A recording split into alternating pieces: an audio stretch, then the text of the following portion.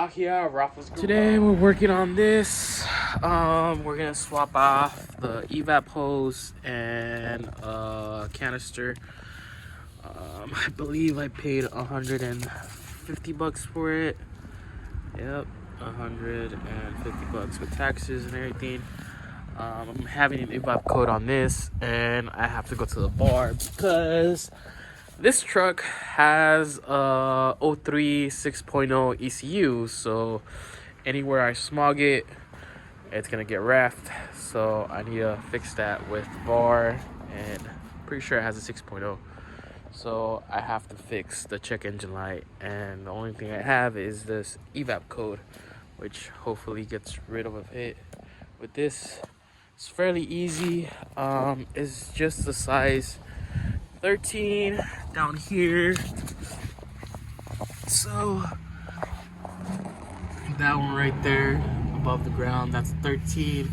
And all you gotta do is unplug it from here and take off all those clips. There's two clips. There's one right there and there's one on the top of the tank.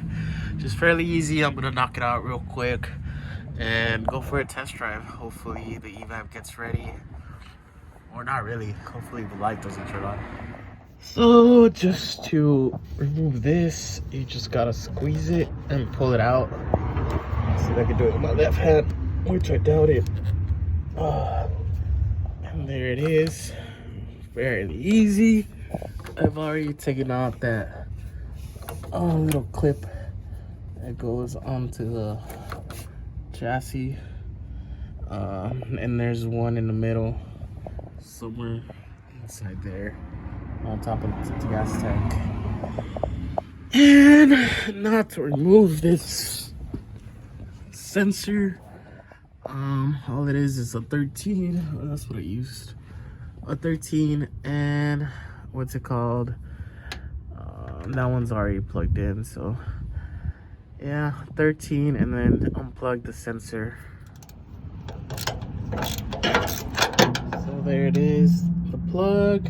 And I disconnected the solenoid off the bracket, made it easier, and disconnected from the hose too.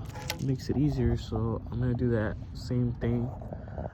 Take off the hose, connect the hose first, or run the hose first through there, and then put the sensor on. And to remove the bracket, all you gotta do is lift up this a little bit and it would unclip from here. Just make sure you bend it back. So there it is. I ran it through there. I still haven't unclipped it. I'm gonna install the sensor first and then plug everything back together. You're able to do it. So I already plugged the sensor up before I put on this bolt. And now just to tighten this, plug up the plugs and insert the clips, and I should be golden. So bolt's already tightened. Now let's get this hose in here. Make sure it clips in. Now to clip it on the other side. Should be fairly easy. There it is. Now, just to put the clip that goes right there, and the one in the middle. The one in the middle is gonna be a pain in the butt.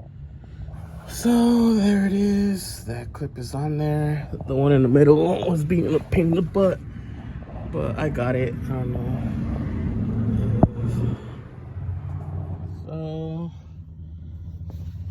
This is the code I'm getting.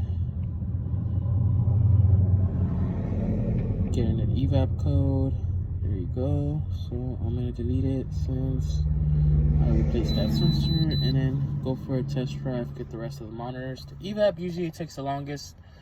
So if you saw why I always had a check engine light, it was for an Evap, and to me it didn't really matter to me.